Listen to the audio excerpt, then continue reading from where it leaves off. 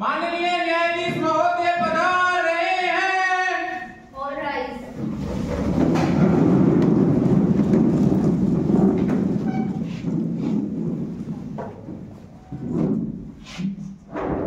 Sit down, please.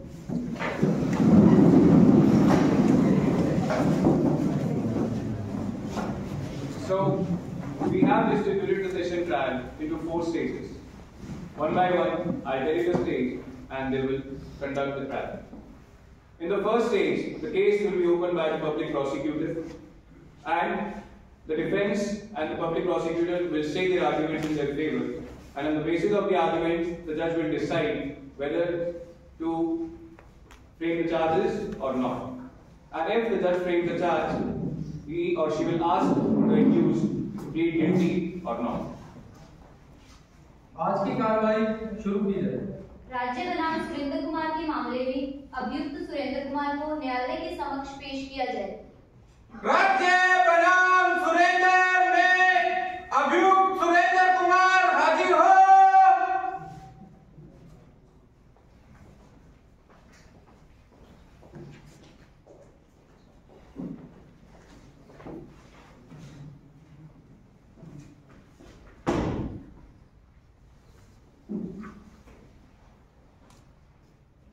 न्यायाधीश महोदय, मुस्तगीसा की तरफ से यह वकालतनामा अदालत में पेश है।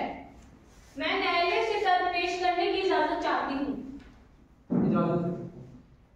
श्रीमान जी, इस प्रकरण की एफआईआर कॉपी पूर्व में ही न्यायालय में पेश की जा चुकी है। उक्त प्रकरण के तथ्य इस प्रकार से हैं कि आरोपी शैलेंद्र, जिसकी उम्र 26 वर्ष है, उसकी शादी मुस्तगीसा से आज से करीब 5 साल पहले गांव रत्ताखेड़ा में हुई थी। शादी में मुस्तगीसा के पिता द्वारा अपनी हैसियत के अनुसार दान दहेज दिया गया था, लेकिन आरोपी शैलेंद्र उस दिए गए सामान से खुश नहीं हुआ और शादी के कुछ समय बाद से ही उसने मुस्तगीसा के साथ दहेज को लेकर मारपीट कर उसे तंग परेशान करना शुरू कर दिया। श्रीमान जी, इसके लिए इनकी काफी बार पंचायती भी हो चुकी है, लेकिन आरोपी शैलेंद्र हर बार पंचायत में मुस्तगीसा से माफी मांगकर उसे अपने साथ ले जाता था। एक बार दीपावली के समय आरोपी शैलेंद्र ने मुस्तगीसा से दहेज में मोटरसाइकिल की मांग की। जब मुस्तगीसा द्वारा मोटरसाइकिल को देने से मना किया गया तो आरोपी शैलेंद्र ने उसके साथ मारपीट की। इस मारपीट के चलते मुस्तगीसा के पिता और उसका भाई उसे उसके पीहर ले गए, लेकिन श्रीमान जी 3-4 दिन के पश्चात ही आरोपी शैलेंद्र वहां से भी उसे माफी मांगकर वापस ले आया। श्रीमान जी, मुस्तगीसा के 2 बच्चे हैं, एक लड़की जो 4 साल की है और एक लड़का 9 माह का है। एक दिन वह अपने बच्चों के साथ अपने घर पर अकेली थी। उसी समय आरोपी शैलेंद्र शराब के नशे में आया और उसके साथ मारपीट करना शुरू कर दिया।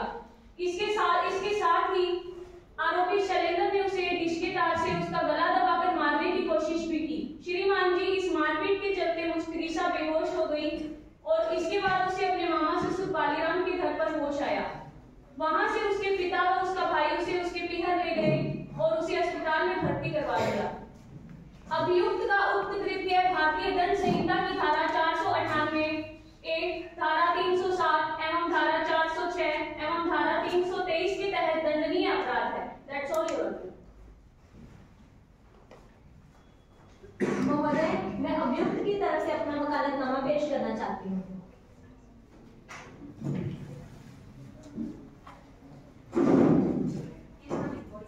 महोदय, मैं अपने पक्षकार की तरफ से तर्क प्रस्तुत करने की अनुमति चाहती हूँ। महोदय, यह कहना पूर्ण रूप से सत्य है कि मेरे क्लाइंट की शादी मुस्तगीसा से लगभग आज से 5 साल पहले 16 जुलाई 2016 को हुई थी, और यह कहना भी पूर्ण रूप से सत्य है कि मेरे क्लाइंट की शादी के बाद संबंध कुछ अच्छे नहीं रहे हैं। इनके बीच कुछ वाद विवाद और छोटे मोटे झगड़े चलते ही रहे हैं, जिसके चलते इनकी कई बार पंचायती भी हो चुकी है। परंतु जज साहब, पंचायती के बाद मुस्तगीसा अब यहाँ पे राजीनामा करके खुशी खुशी रह रही थी। महोदय, यह कहना पूर्ण रूप से असत्य होगा कि मेरे क्लाइंट के द्वारा कभी भी मुस्तगीसा के साथ कोई मारपीट की गई है, इन्हें प्रताड़ित किया गया है या फिर दान दहेज की कोई मांग की गई है। महोदय, यह कहना भी पूर्ण रूप से असत्य है कि मेरे क्लाइंट के द्वारा कभी भी डिश की तार से मुस्तगीसा को मारने का प्रयास किया गया है। मेरे क्लाइंट को जैसा आप चींटी भी नहीं मार सकते, तो ये महोदय को क्या ही मारेंगे।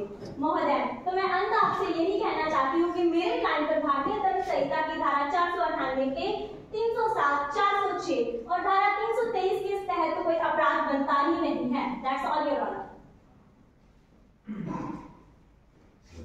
न्यायालय अपर जिला एवं सेशन न्यायाधीश राज्य सरकार बनाम अभियुक्त सुरेंद्र कुमार पुत्र सुल्तान आयु 26 वर्ष निवासी रत्ताखेड़ा आरक्षी केंद्र ओड़ा जिला सिरसा हरियाणा अपराध अंतर्गत धारा 498 ए 323 307 व 406 भारतीय दंड संहिता दोनों पक्षों को सुनने के पश्चात यह अदालत आप सुरेंद्र कुमार पर निम्न आरोप लगाती है।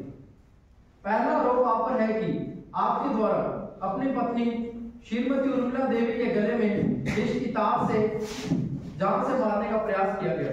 आपका यह कृत्य भारतीय दंड संहिता की धारा 307 के तहत दंडनीय अपराध है, जो कि मेरे प्रसंज्ञान में है। दूसरा आरोप आप पर है कि आपके द्वारा अपनी पत्नी श्रीमती उर्मिला देवी के साथ मारपीट की गई व आपकी स्वेच्छा से उपहत्या कारित हुई है। इस प्रकार आपके द्वारा उर्मिला देवी के साथ यह कार्य किया गया, जो कि भारतीय दंड संहिता की धारा 323 के तहत दंडनीय अपराध है, जो कि मेरे प्रसंज्ञान में है। तीसरा आरोप आप पर है कि आपके द्वारा विवाह में दिए गए जेवरात, नगद रुपए व घरेलू सामान श्रीमती उर्मिला देवी के मांगने पर आपके द्वारा स्त्री धन देने से इनकार कर दिया गया व आपने उस स्त्री धन का बेईमानी से दुरुपयोग किया। इस प्रकार आपने भारतीय दंड संहिता की धारा 406 के तहत दंडनीय अपराध कार्य किया है, जो कि मेरे प्रसंज्ञान में है। एवं चौथा आरोप आप पर है कि आपके द्वारा अपनी पत्नी श्रीमती उर्मिला देवी के साथ दहेज की मांग को लेकर मानसिक व शारीरिक प्रताड़ित कर उन्हें तंग परेशान व क्रूरतापूर्ण व्यवहार किया गया। आपका यह कृत्य भारतीय दंड संहिता की धारा 498 के तहत दंडनीय अपराध है, जो कि मेरे प्रसंज्ञान में है। सुरेंद्र कुमार, आरोप आपको सुनाए व समझाए गए। क्या आप समझ गए हैं कि आपके विरुद्ध क्या आरोप है? जी हाँ सर, समझ गया। क्या आप अपराध स्वीकार करते हैं या निरीक्षण चाहते हैं? जी मैं निर्दोष हूँ, मैं निरीक्षण चाहता हूँ। Now, the second stage would be production of evidence. जैसा कि आप सब लोगों ने देखा, जज ने दोनों पक्षों को सुना और उसके बाद चार्जेस फ्रेम किए, जिसके बाद अक्यूज को पूछा गया कि क्या उन्हें उनके चार्जेस मंजूर हैं या नहीं, और अक्यूज ने बोला कि मुझे मेरे चार्जेस मंजूर नहीं है, मतलब मैं आगे ट्रायल चाहता हूँ। So, this second stage would be the production of evidence from both the sides, and there would be examination and cross-examination by the prosecution and the defense under section 137 and 138 of Indian Evidence Act. और मैं इसके द्वारा निर्देश देता हूं कि इस न्यायालय द्वारा आपके उक्त आरोप पर अभियोजन चलाया जाए। वास्तव साक्ष्य हेतु बहस कार्रवाई शुरू की जाए। सुरेंद्र कुमार, आप प्लीज साइन कीजिए।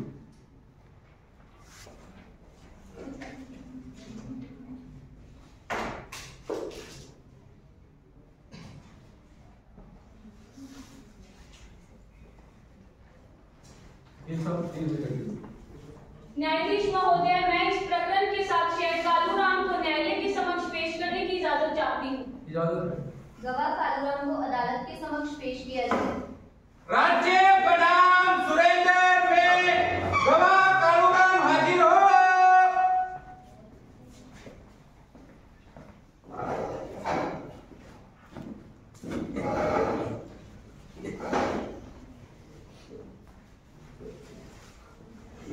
आप न्यायालय के समक्ष ईश्वर को साक्षी मानकर शपथ लीजिए कि आप जो कहेंगे सच कहेंगे, सच के सिवा कुछ नहीं कहेंगे।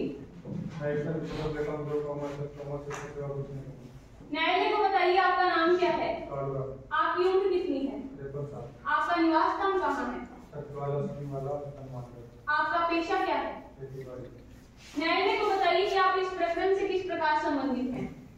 मेरा 5 साल पहले व्यक्ति को नाम मिला है, जिनको ब्याह आज 4-5 साल पहले रत्ताखेड़ा के रहने वाले में करायो, और आपकी हैसियत के अनुसार मैं दान दे दी हूँ। किसी कोई बात को नहीं, मेरी बेटी नहीं रही, किसी रही नहीं, कोई बात को नहीं करती, चाहे मार्केट कोई हो गया या वो और कोई दहेज या बाइक की मांग की। न्यायाधीश महोदय, मेरे गवाह अपने बयानों से बदल रहे हैं, ये पक्षद्रोही हो चुके हैं। मैं न्यायालय से दरख्वास्त करती हूँ कि इन्हें पक्षद्रोही घोषित किया जाए और मुझे प्रति परीक्षा की अनुमति दी जाए। अनुमति है। आपकी बेटी की शादी शैलेंद्र के साथ कब हुई? आज 4-5 साल। क्या शादी में आपने दान दहेज दिया था? कितना दिया था? क्या शैलेंद्र ने दहेज को लेकर आपकी बेटी के साथ मारपीट नहीं की? आपने पुलिस को बयान दिया था कि मेरी बेटी की शादी आज से 5 साल पहले गांव रत्ताखेड़ा के रहने वाले शैलेंद्र के साथ की थी। शादी के समय उसे सारा सामान दिया था जो अक्सर दिया जाता है, लेकिन शादी के कुछ साल बाद से ही उसने मेरी बेटी के साथ दहेज को लेकर मारपीट करना शुरू कर दिया और उसे तंग परेशान करना शुरू कर दिया। अभी कुछ समय पहले ही उसने मेरी बेटी को जान से मारने की कोशिश की है। क्या ये सब आपने नहीं दिखाया? आपने अपनी बेटी को अस्पताल में भर्ती करवाया था। कौन से अस्पताल में? जिला अस्पताल में। उसे कितनी चोटें लगी? एक गर्दन पे, एक चोटी, बात गिने नहीं हो जाता। Point to be noted your honour, इन्होंने अपनी बेटी को अस्पताल में भर्ती करवाया और इन्हें यह भी नहीं पता है कि उसे कितनी चोटें लगी। तो क्या यह कहना सही होगा कि आपने शैलेंद्र के साथ राजीनामा कर लिया है, जिस वजह से आप अपने बयानों से बदल रहे हैं? मैं शैलेंद्र साहब का राजीनामा तो कर दिया, पर एक मतलब वो बने कि दिन का बयान बदल दो। पहला दिन बयान दिया। That's all your. वकील साहब, आप कुछ क्रॉस एग्जामिनेशन करेंगे? न्यायाधीश महोदय, मैं इस प्रकरण की अगली साक्ष्य श्रीमती रोशनी देवी को न्यायालय के समक्ष पेश करने की इजाजत चाहती हूँ। इजाजत है। रोशनी देवी को अदालत के समक्ष पेश किया जाए। राज्य बनाम सुरेंद्र में गवाह रोशनी देवी हाजिर हो।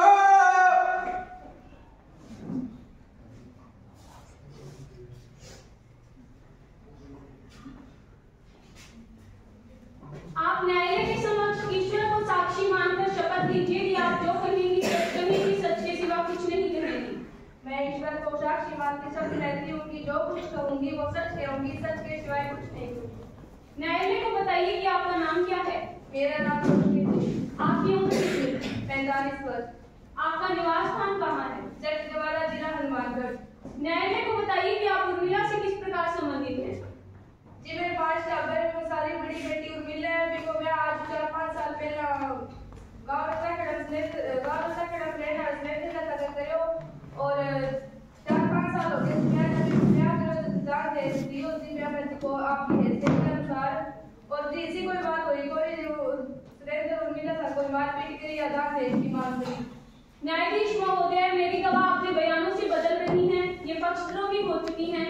मैं न्यायालय से दरख्वास्त करती हूँ कि इन्हें पक्षद्रोही घोषित कर मुझे प्रति परीक्षा की अनुमति दी जाए। इजाजत है। आपकी बेटी की शादी शैलेंद्र के साथ कब हुई? आज 4-5 साल पहले। क्या शैलेंद्र ने आपकी बेटी के साथ दहेज को लेकर मारपीट नहीं की? ना कोई करी। आपने पुलिस को बयान दिया था कि मेरी बेटी की शादी रत्ताखेड़ा में रहने वाले शैलेंद्र के साथ हुई थी। शादी में उसे आवश्यकता अनुसार दान दहेज दिया गया था, लेकिन शादी के कुछ समय बाद से ही उसने मेरी बेटी को दहेज को लेकर मारपीट करना और तंग परेशान करना शुरू कर दिया। अभी कुछ समय पहले ही उसने मेरी बेटी को जान से मारने की कोशिश की है। क्या ये सब आपने नहीं दिखाया? ना जी मेरे को नहीं कोई। तो क्या यह कहना सही होगा कि आपने शैलेंद्र के साथ राजीनामा कर लिया है, जिसकी वजह से आप अपने बयानों से पलट रही हैं? आज ये गवाह को दबाने की कोशिश कर रहे हैं। Objection sustain please. That's all your. हाँ जी वकील साहब, आप कुछ पूछना चाहेंगे?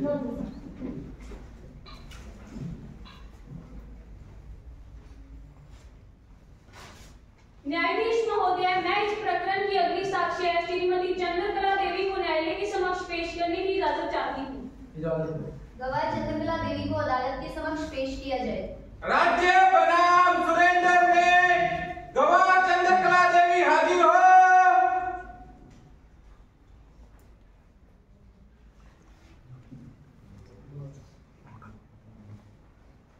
आप न्यायालय के समक्ष ईश्वर को साक्षी मानकर शपथ लीजिए कि आप जो कहेंगी, सच के सिवा कुछ नहीं कहेंगी। ईश्वर को साक्षी मानकर मैं शपथ लेती हूँ, जो कहूंगी सच कहूंगी, सच के सिवा कुछ नहीं।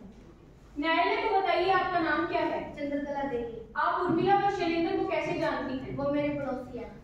कितने सालों से आपके पड़ोसी हैं? 5 से 6 साल।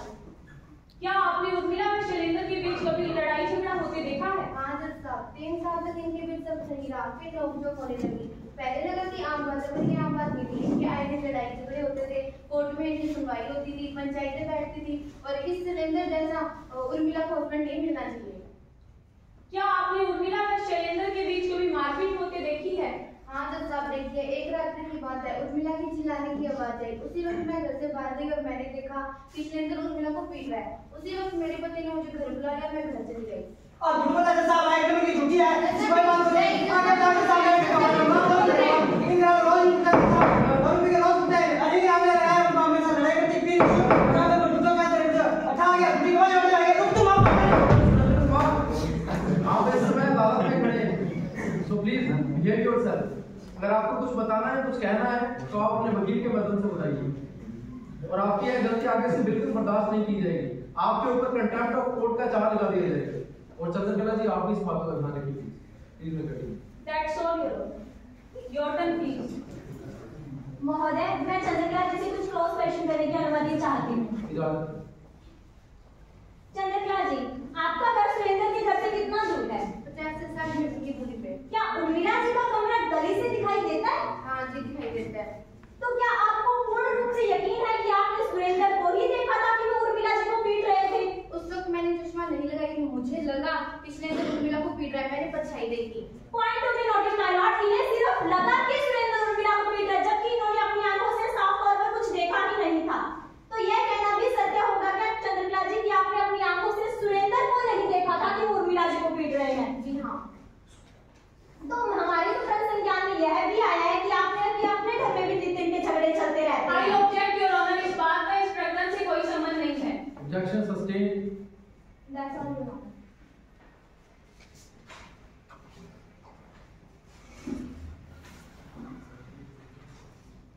न्यायाधीश महोदय, मैं इस प्रकरण के अगले साक्ष्य एसआई महिला पुलिस थाना शालू बिश्नोई को न्यायालय के समक्ष पेश करने की इजाजत चाहती हूँ। इजाजत है। ऐसा ही शालू बिश्नोई को अदालत के समक्ष पेश किया जाए। राज्य बनाम सुरेंद्र में गवाह एसआई शालू बिश्नोई हाजिर हो।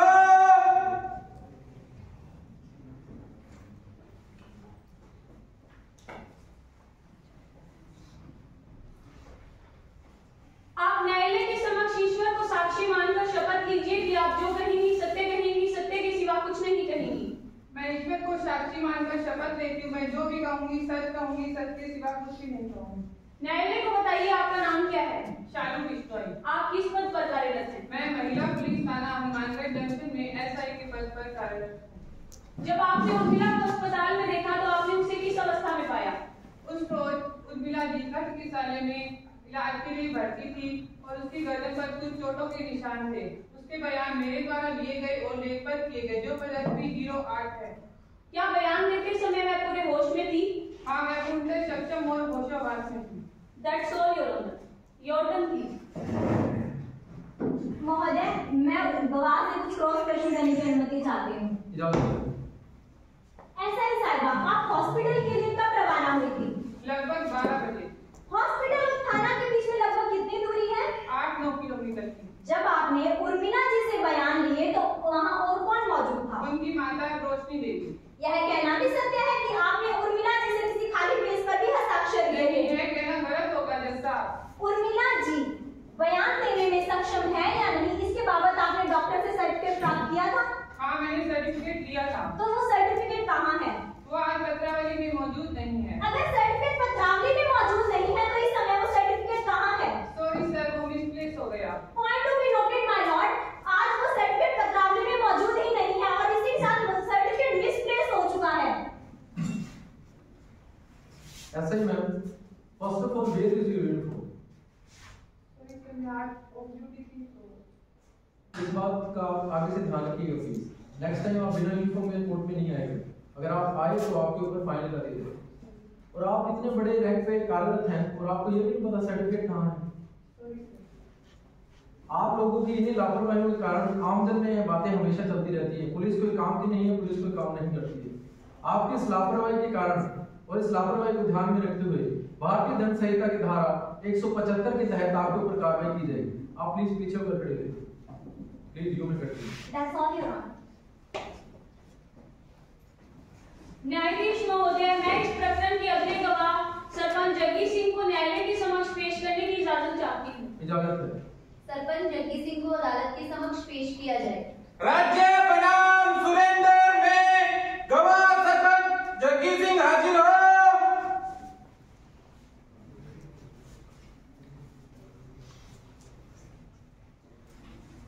आप न्यायालय के समक्ष ईश्वर को साक्षी मानकर शपथ लीजिए कि आप जो कुछ कहेंगे, सच के सिवा कुछ नहीं कहेंगे। जो कहूँगा सच के अलावा कुछ नहीं कहूँगा। न्यायालय को बताइए कि आपका नाम क्या है? जग्गी सिंह। आप किस गांव से हैं? चकजवाला सिंह वाला। क्या आप उस गांव के सरपंच हैं? जी हाँ। कितने वर्षों से आप वहाँ के सरपंच हैं? तकरीबन 3 साल से। क्या आपकी पंचायत में उर्मिला व शैलेंद्र की पंचायती हुई थी? जी हुई थी। पंचायती कितनी बार हो चुकी है? लगभग 4-5 बार थी।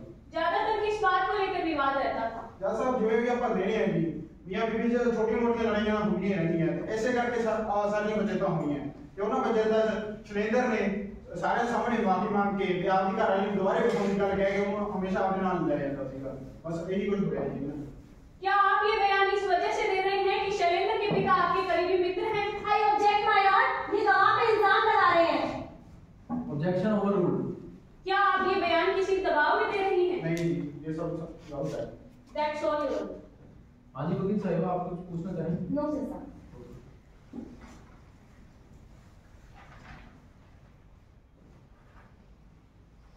न्यायाधीश महोदय, मैं इस प्रकरण के अगले साक्ष्य डॉक्टर शंकरलाल सोनी को न्यायालय के समक्ष पेश करने की इजाजत चाहती हूँ। इजाजत है। डॉक्टर शंकरलाल सोनी को अदालत के समक्ष पेश किया जाए। राज्य बनाम सुरेंद्र में गवाह डॉक्टर शंकरलाल सोनी हाजिर हो।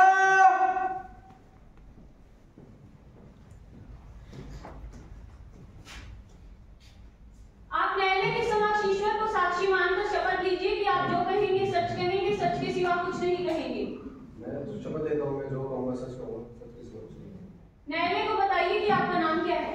डॉक्टर शंकरलाल सोनी। आपकी उम्र कितनी है? 40 साल। आप किस पद पर कार्यरत हैं?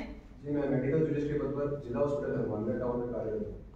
आप कितने वर्षों से इस पद पर कार्यरत हैं? 21 साल। न्यायालय को बताइए कि जब उर्मिला को अस्पताल में भर्ती करवाया गया तो आपने उसे किस अवस्था में पाया?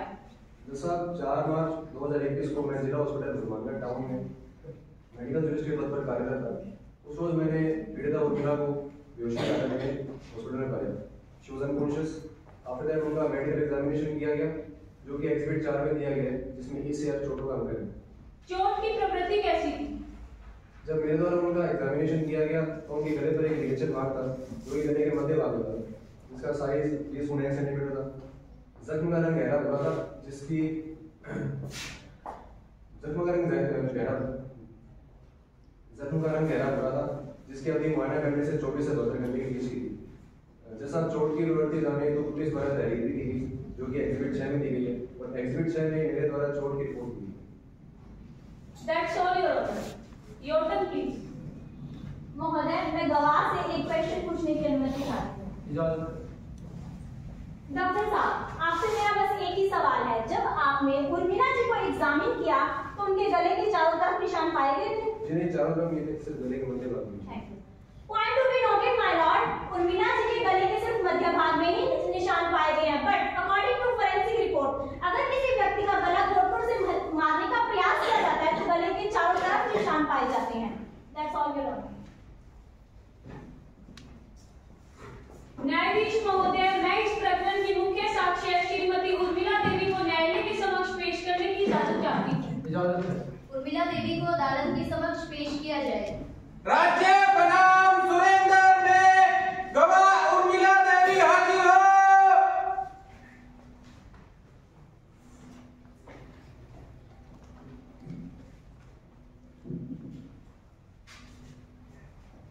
आप न्यायालय के समक्ष ईश्वर को साक्षी मानकर शपथ लीजिए कि आप जो कुछ कहेंगी, सच के सिवा कुछ नहीं कहेंगी। मैं ईश्वर को साक्षी मानकर ये सत्य रहती हूँ कि मैं जो भी कहूँगी वो सत्य कहूँगी, सत्य के सिवा। न्यायालय को बताइए आपका नाम क्या है? उर्मिला। आपकी उम्र कितनी है? 23 वर्ष। आपका निवास स्थान कहाँ है? रस्ताखेड़ा। आपकी शादी शैलेंद्र के साथ कब हुई? 14 जुलाई 2016 में। न्यायालय को बताइए कि आपके साथ क्या क्या हुआ? जी, मेरी शादी 2016 में हुई थी। तो शादी के वक्त मेरे पिताजी ने अपनी हैसियत के अनुसार मुझे दान दहेज दिया था। उसमें कुछ घरेलू सामान जैसे बेड, अलमारी, कुर्सियां वगैरह आधा तोला सोना व चांदी के कुछ जेवरात किए थे। ससुराल जाते ही मैंने अपना सारा सकरी धन अपने पति को संभला दिया था। शादी के 3 साल तक मेरे साथ मेरे पति अच्छा व्यवहार करते और मैं बहुत खुश थी। शादी के 3 साल होते ही मेरे ससुराल वालों ने मेरे साथ अन्य दहेज की मांग को लेकर बुरा बर्ताव करना शुरू कर दिया और इसके चलते मेरे पति भी मेरे साथ बुरा व्यवहार करते और मेरे साथ मारपीट भी शुरू कर दी। एक दिन मैं दोनों बच्चों के साथ घर में अकेली थी और मेरे पति शराब के नशे में आए और डिस्क के तार से मुझे गला घोंटने की कोशिश की। जज साहब, मैं इस मुकदमे पर न्यायालय से न्याय चाहती हूँ। एसआई साहिबा प्लीज संभालिए। रीडर मैम आप प्लीज संभालिए।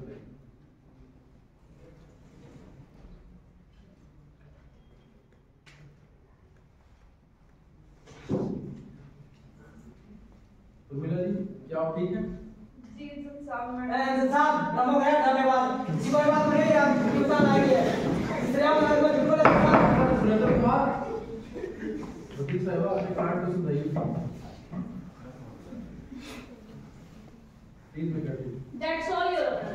Your turn. महोदय, मैं गवाह से कुछ क्रॉस क्वेश्चन करने की अनुमति चाहती हूँ। इजाजत। आपका नाम? उर्मिला।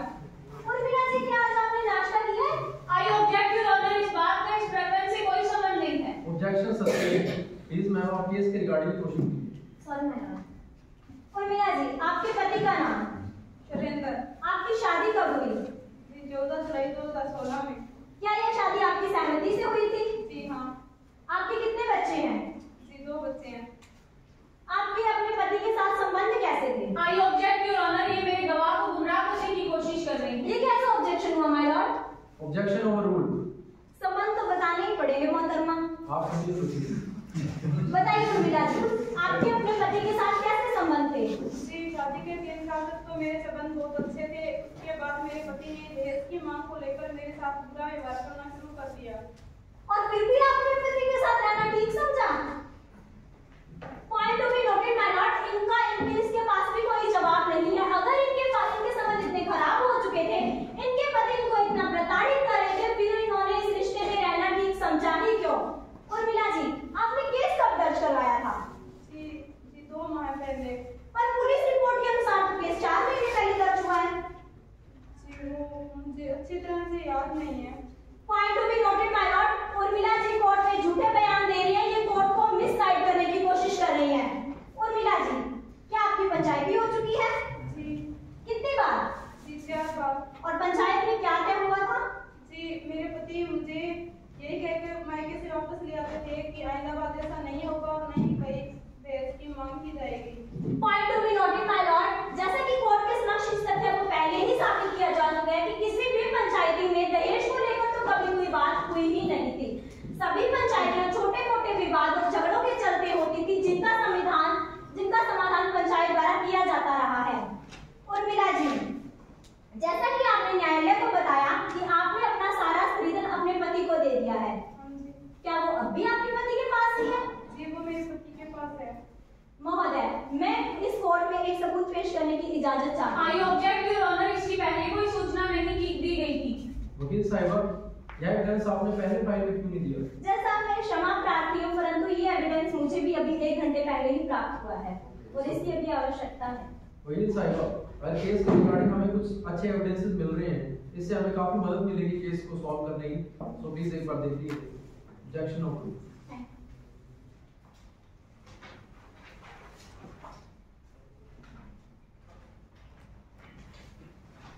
महोदय, जो तस्वीर आप अपने समक्ष देख पा रही हैं, यह तस्वीर उर्मिला जी को अपने पिताश्री से प्राप्त हुए स्त्रीधन की है, जिसमें उन बालियों को साफ-साफ देखा जा सकता है जो उर्मिला जी ने इस समय पहन रखी हैं। उर्मिला जी, क्या ये वही बालियां नहीं हैं?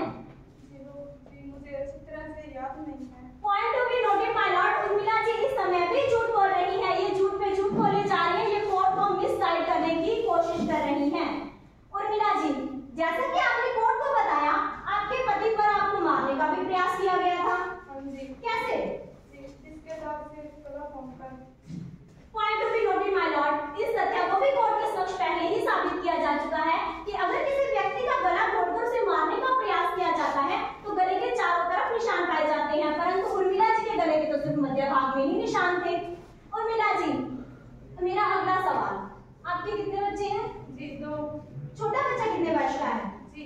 क्या वो आपकी रजामंदी से हुआ?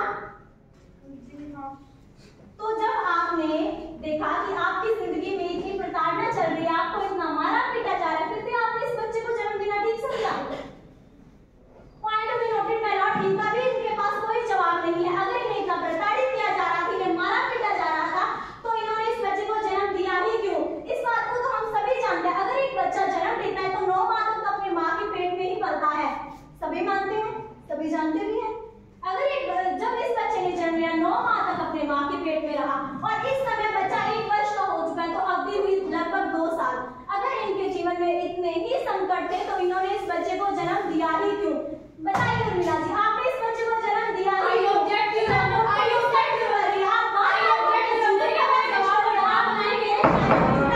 Objection sustain.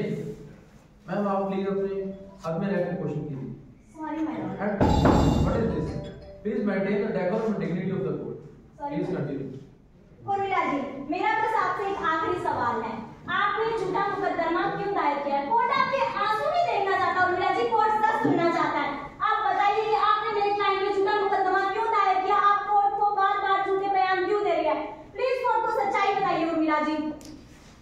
प्लीज साहब, मेरे पति एकदम बेकसूर है। उन्होंने मेरे से कोई दहेज की मांग नहीं की थी और न ही उन्होंने जिसकी तार से मेरे गला काटने की कोशिश की थी। वो तो मैं एक दिन छत पर कपड़े धो रही थी और पैर फिसल गया और कपड़े सुखाने की तार में अटक कर गिर गई थी। मैं यह मुकदमा घर में चलते छोटे मोटे अनबन की वजह से झूठा दायर किया था। मैं इस अपराध के लिए क्षमा प्रार्थी हूँ जज साहब। That's all your honor.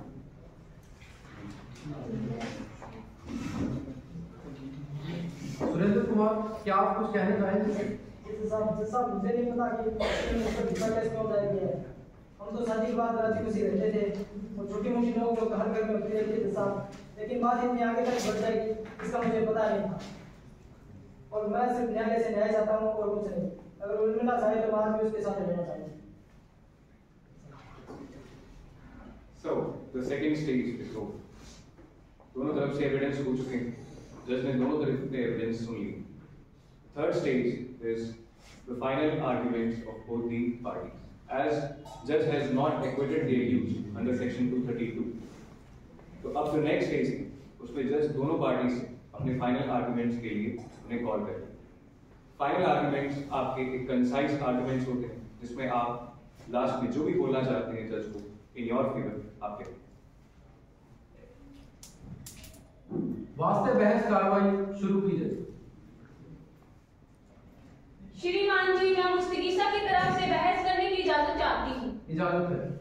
श्रीमान जी, जैसा कि तथ्य पहले ही बताए जा चुके हैं कि अभियुक्त शैलेंद्र के द्वारा मुस्तगीसा के साथ दहेज को लेकर मारपीट की गई है। मुझे लगता है कि मेरे पक्षकार पर राजीनामा का दबाव बनाया गया है, लेकिन यह सत्य है कि अभियुक्त के द्वारा मुस्तगीसा के साथ दहेज को लेकर मारपीट की गई है और उसे जान से मारने की कोशिश भी की गई है। श्रीमान जी, मैं इस प्रकरण में एक नजीर पेश करने की इजाजत चाहती हूँ। इजाजत।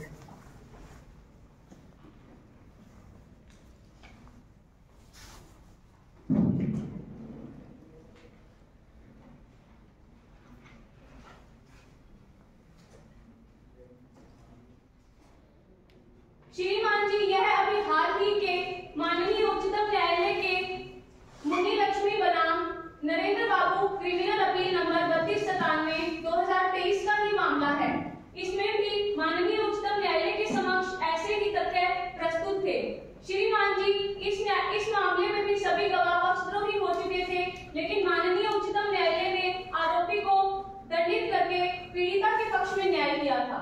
श्रीमान जी, अभियुक्त का उत्कृत्य भारतीय दंड संहिता की धारा 498A, धारा 406, धारा 323 एवं धारा 307 के तहत हत्या जैसे गंभीर आरोपों के तहत दंडनीय अपराध है। अतः मैं हाजिर न्यायालय से दरख्वास्त करती हूँ कि आरोपी को कड़ी से कड़ी सजा दी जाकर पीड़िता के पक्ष में न्याय दिया जाए। That's all, Your Honor. महोदय, मैं अपने पक्षकार की तरफ से तर्क प्रस्तुत करने की इजाजत चाहती हूँ। इजाजत है। महोदय, जैसा कि सारे सबूतों और गवाहों से इस तथ्य को स्पष्ट ही किया जा चुका है कि मेरे क्लाइंट की तरफ से कभी भी मुस्तगीसा के साथ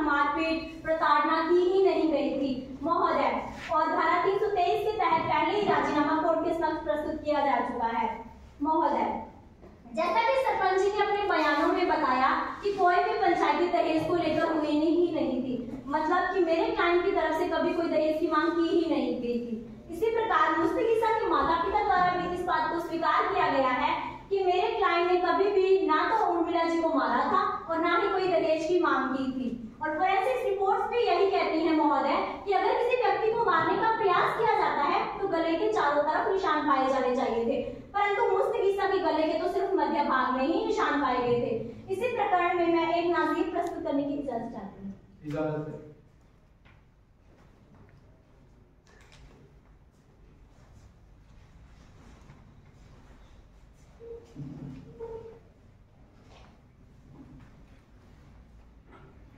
महोदय, एक ऐसा ही मामला माननीय सुप्रीम कोर्ट के समक्ष भी आया था, Sonam versus state of Bihar criminal appeal 192 of 2022, जिसमें सबूतों और गवाहों के अभाव होने के कारण माननीय न्यायालय ने अभियुक्त पक्ष में अपना फैसला सुनाया था। तो मैं भी हाजिर कोर्ट से दरख्वास्त करती हूँ कि मेरे क्लाइंट पर लगाए गए आरोपों के सबूत और गवाहों के अभाव होने के कारण मेरे क्लाइंट के पक्ष में न्याय किया जाए। That's all your honor. So this is the final stage of the session trials, where the judge would deliver the judgment. After hearing the final argument from both the sides, now the judge would make a judgment. न्यायालय अपर session न्यायाधीश संख्या 1 हनुमानगढ़, राज्य सरकार बनाम सुरेंद्र कुमार उर्फ शैलेंद्र पुत्र श्री सुल्तान आयु 26 वर्ष, निवासी रत्ताखेड़ा, आरक्षी केंद्र ओडा, जिला सिरसा, हरियाणा। सेशन प्रकरण संख्या 57/2021, सीआईएस संख्या 77/2021, अपराध अंतर्गत धारा 498A, 323, 307 व 406 भारतीय दंड संहिता। अधिवक्ता उपस्थिति मिस खुशबू अग्रवाल, अपर लोक अभियोजक मिस सुलोचना, अधिवक्ता अभियोग। प्रकरण के तथ्य संक्षिप्त में इस प्रकार से हैं कि श्रीमती उर्मिला पत्नी शैलेंद्र निवासी चक ज्वाला सिंह वाला, तहसील हनुमानगढ़ की शादी 14 जुलाई 2016 को शैलेंद्र पुत्र सुल्तान राम निवासी रत्ताखेड़ा, थाना गोरीवाला, तहसील हनुमानगढ़ के साथ हुई थी। शादी के बाद से ही पति शैलेंद्र उर्फ सोनू दहेज की मांग को लेकर उसे मारपीट और तंग परेशान करता था। दीपावली पर भी उसने दहेज की मांग को लेकर मारपीट की थी। 2 मार्च 2021 को दोपहर को वह अपने ससुराल में अपने पति और बच्चों के साथ थी। उस समय उसके सास, ससुर और अन्य कोई घर पर नहीं थे। उसका पति शराब के नशे में था। उसने दहेज में नगद रुपए, मोटरसाइकिल आदि मांगने लगा। जब उसने मना किया तो उसने डिश की तार से गला घोटने की कोशिश की। इस दौरान वह बेहोश हो गई। बाद में उसे उसके मामा ससुर के घर में होश आया। उसके बाद उसके मायके वाले उसे अपने साथ ले गए और उसे अस्पताल में भर्ती करवाया। उक्त पर्चा बयान के आधार पर पुलिस थाना महिला हनुमानगढ़ में प्राथमिकी संख्या 69/2021 दर्ज की गई। अभियुक्त शैलेंद्र उर्फ सोनू के खिलाफ धारा 498A, 406, 307 और 323 भारतीय दंड संहिता के तहत आरोप पत्र प्रस्तुत किया गया। अभियुक्त शैलेंद्र उर्फ सोनू ने आरोपों से इनकार किया और अभिक्षा चाही। अभियोजन पक्ष की ओर से मौखिक साक्ष्य में पीड़िता उर्मिला, उसके पिता कालूराम, माता रोशनी देवी, पड़ोसी चंद्रकला, सरपंच जग्गी सिंह, डॉक्टर शंकरलाल सोनी और पुलिसकर्मी शालू बिश्नोई को प्रशिक्षित करवाया गया। मुकदमे की सुनवाई के दौरान परिवादी और अभियुक्त ने धारा 323 के अपराध के लिए समझौता किया, जिसे प्रमाणित किया गया और मुकदमे की फाइल में शामिल किया गया।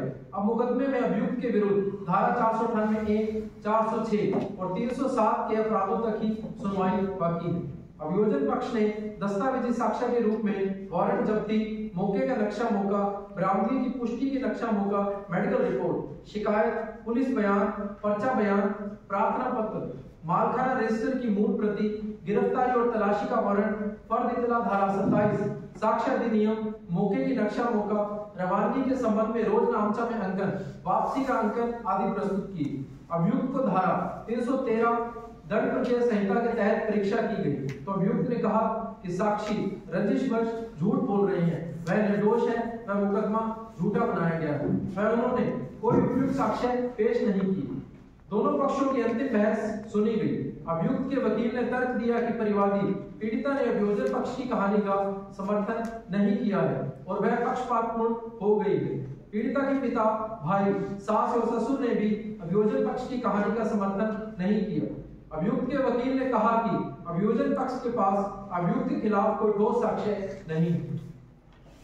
इसके विपरीत अपर लोक अभियोजक ने तर्क दिया कि अभियुक्त के साथ पीड़िता का समझौता होने के कारण पीड़िता ने अभियोजन की कहानी का समर्थन नहीं किया है। उन्होंने न्यायोचित निर्णय पारित करने का आग्रह किया।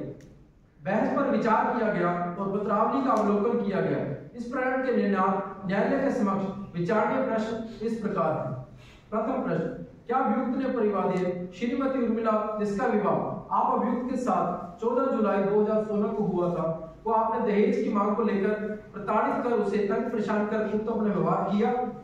द्वितीय प्रश्न, क्या अभियुक्त ने दिनांक 2 मार्च 2021 को समय करीब 1-1:30 बजे हरियाणा प्रांत के जिला सिरसा के गांव मोजा रत्ताखेड़ा में स्थित समय के मकान पर परिवादी श्रीमती उर्मिला को उसके विवाह में आपको न्यस्त किए गए जेवरात, नगद रुपए व घरेलू सामान परिवादी श्रीमती उर्मिला के द्वारा मांगने पर परिवादी श्रीमती उर्मिला को दहेज में दिया हुआ स्त्री धन देने से इनकार कर दिया और उस स्त्री धन का आपने बेईमानी से दुरुपयोग किया, उसे अपने उपयोग में समर्पित कर लिया।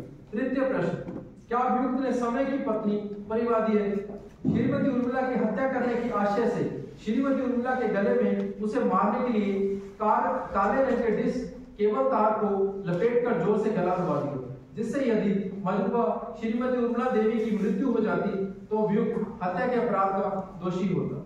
यदि हो तो अभियुक्त को किस दंड से दंडित किया जाए? प्रथम प्रश्न के संबंध में अभियोजन पक्ष ने पीड़िता के पिता और पीड़िता की माता के बयानों के आधार पर तर्क दिया कि अभियुक्त ने पीड़िता को दहेज की मांग को लेकर प्रताड़ित किया। हालांकि इन सभी साक्ष्यों ने अपर लोक अभियोजक की जिरह में अपने पुलिस बयानों के महत्वपूर्ण भागों को लिखाने से इनकार कर दिया। इसके अलावा पीड़िता ने खुद भी अभियोजन पक्ष की कहानी का समर्थन नहीं किया है और उसने राजीनामा कर लिया है। इसलिए यह माना जाना चाहिए कि अभियुक्त ने पीड़िता को दहेज की मांग को लेकर प्रताड़ित नहीं किया। द्वितीय प्रश्न के संबंध में अभियोजन पक्ष ने तर्क दिया कि अभियुक्त ने पीड़िता को दहेज में दिया गया स्त्री धन देने से इनकार कर दिया और उस स्त्री धन का बेईमानी से दुरुपयोग किया। हालांकि इन सभी साक्ष्यों ने अपर लोक अभियोजक की जिरह में अपने पुलिस बयानों के महत्वपूर्ण भागों को दिखाने से इनकार कर दिया। इसके अलावा पीड़िता ने खुद भी अभियोजन पक्ष की कहानी का समर्थन नहीं किया है और उसने राजीनामा कर लिया है। इसलिए यह माना जाना चाहिए कि अभियुक्त ने पीड़िता को दहेज में दिया गया स्त्री धन देने से इनकार नहीं किया और उस स्त्री धन का बेईमानी से दुरुपयोग नहीं किया। तृतीय प्रश्न के संबंध में अभियोजन पक्ष ने तर्क दिया कि अभियुक्त ने पीड़िता की हत्या करने के आशय से उसका गला दबाया। हालांकि इन सभी साक्ष्यों ने अपर लोक अभियोजक की जिरह में पुलिस बयानों के महत्वपूर्ण भागों को दिखाने से इनकार कर दिया। इसके अलावा पीड़िता ने खुद भी अभियोजन पक्ष की कहानी का समर्थन नहीं किया और उसने राजीनामा कर लिया। अन्य सभी गवाह, पुलिसकर्मी और चिकित्सा कर्मी हैं जिन्होंने अपने द्वारा की गई पुलिस कार्रवाई से संबंधित तथ्यों की पुष्टि की है और PW2 डॉक्टर शंकरलाल सोनी की गवाही पीड़िता का चिकित्सा परीक्षण करने से संबंधित गवाही है। इन गवाहों की गवाही अभियुक्त को आरोपित अपराधों से जोड़ने में कोई मददगार नहीं है। अभियोजन की कहानी को बल देने लायक पीड़िता और अन्य संबंधित महत्वपूर्ण साक्ष्य का प्रकरण में नितांत अभाव है और सभी पक्षद्रोही घोषित किए गए हैं। उपरोक्त साक्ष्य के अतिरिक्त पत्रावली पर अभियुक्त के विरुद्ध कोई अन्य साक्ष्य नहीं है। उपरोक्त साक्ष्य विवेचन के अनुसार समय पीड़िता ने अभियुक्त के विरुद्ध कोई साक्ष्य नहीं दी है। पीड़िता PW2 ने न्यायालय के समक्ष ये साक्ष्य नहीं दी है कि अभियुक्त ने परिवादी श्रीमती उर्मिला के साथ दहेज की मांग को लेकर प्रताड़ित कर उसे तंग परेशान कर क्रूरतापूर्ण व्यवहार किया और गांव मोजा रत्ताखेड़ा स्थित समय के मकान पर श्रीमती उर्मिला को उसके विवाह में नष्ट किए गए जेवरात, नगद रुपए और घरेलू सामान श्रीमती उर्मिला के द्वारा मांगने पर श्रीमती उर्मिला को दहेज में देव स्त्री धन देने से इनकार किया और स्त्री धन का आपने बेईमानी से दुरुपयोग किया। श्रीमती उर्मिला देवी की हत्या करने के आशय से परिवादी श्रीमती उर्मिला के गले में उसे मारने के लिए काले रंग के डिस्क केबल तार को लपेटकर जोर से गला दबा दिया। पीड़िता के माता पिता ने भी अभियोजन पक्ष की कहानी का समर्थन नहीं किया है और पक्षद्रोही हुए हैं तथा अभियुक्त के विरुद्ध कोई साक्ष्य नहीं दिए। सभी साक्षीगण ने प्रतिपरीक्षा अपर लोक अभियोजक राजीनामा कर लिया। इसलिए अभियोजन पक्ष अभियुक्त को दहेज प्रताड़ना, दहेज हड़पना या हत्या के प्रयास के आरोपों में दोषी साबित करने में विफल रहा है। अभियुक्त को बरी किया जाना चाहिए। दोनों पक्षों को सुनने के पश्चात एवं तमाम सबूतों एवं गवाहों को मद्देनजर रखते हुए यह अदालत इस निष्कर्ष पर पहुंची है। अभियुक्त सुरेंद्र कुमार उर्फ शैलेंद्र उर्फ सोनू को धारा 498 ए, 406, 307 भारतीय दंड संहिता के तहत अपराधों के आरोप से साक्ष्य के अभाव में तथा धारा 323 भारतीय दंड संहिता के आरोप में राजीनामा के माध्यम से दोष घोषित किया जाता है। अभियुक्त जमानत पर है, जिसकी उपस्थिति हेतु ली गई प्रतिभूति एवं बंध पत्र एतद द्वारा निरस्त किए जाते हैं। अभियुक्त को आदेश दिया जाता है कि वह दंड प्रक्रिया संहिता की धारा 437 ए के अंतर्गत अपील होने पर उपस्थिति बाबत अपील अवधि के 50,000 रुपए की प्रतिभूति व इसी राशि का बंध पत्र प्रस्तुत कर अभिप्रमाणित करवाए। यह निर्णय आज दिनांक 22/12/2023 को खुले न्यायालय में लिखवाया व मेरे द्वारा सुनाया गया। आलम सिंह, अपर जिला एवं सेशन न्यायाधीश, संख्या 1, Hanumangarh, Rajasthan. The court is adjourned.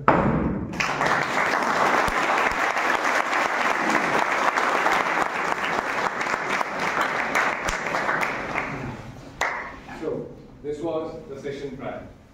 The last stage of the delivery of judgment by the judge under section 235. Thank you so much. Now, I would like to call my colleague, Dr. Kapil Dev, to take over the podium.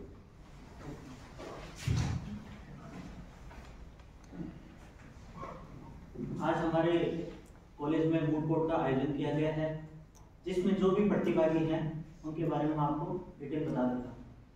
न्यायाधीश का role play किया है mister आलम सिंह ने।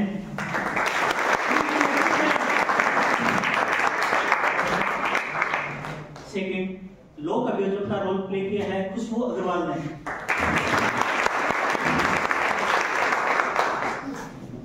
अधिवक्ता अभियुक्त का role play किया है सुलोचना वर्मा ने। रीडर का रोल किया है संध्या ने। स्टेनोग्राफर का रोल प्ले किया है रचना शर्मा ने। अब हमारे सामने गवाह के रूप में पिता का रोल जिसने किया है कालूराम, उनका नाम है माधव भारद्वाज।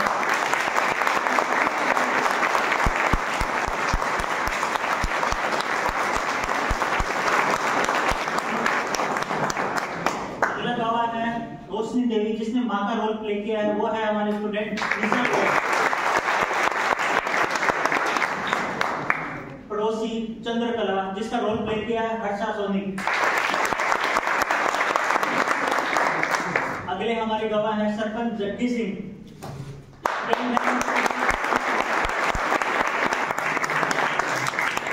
डॉक्टर साहब का रोल प्ले किया है प्रियांशु दादीश ने।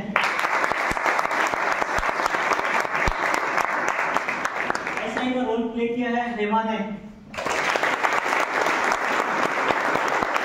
पीड़िता का रोल प्ले किया है पुष्पा ने। अभियुक्त का रोल प्ले किया है हमारी डियर स्टूडेंट विष्णु ने।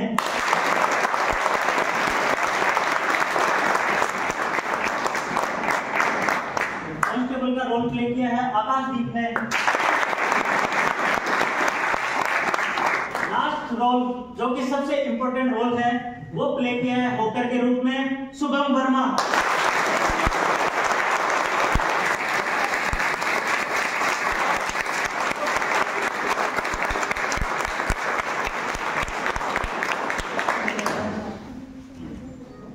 Thank you, Kapil sir. First of all, I would like to thank everyone. And I am really sorry अगर इस preparation में मैंने आप लोगों को भी कुछ ऊंचाई गलत बोल दिया। Thank you so much for the performance. Now I would like to call our chief guest of the day, Mr. Zanpat Mali ji, to say a few words about the performance.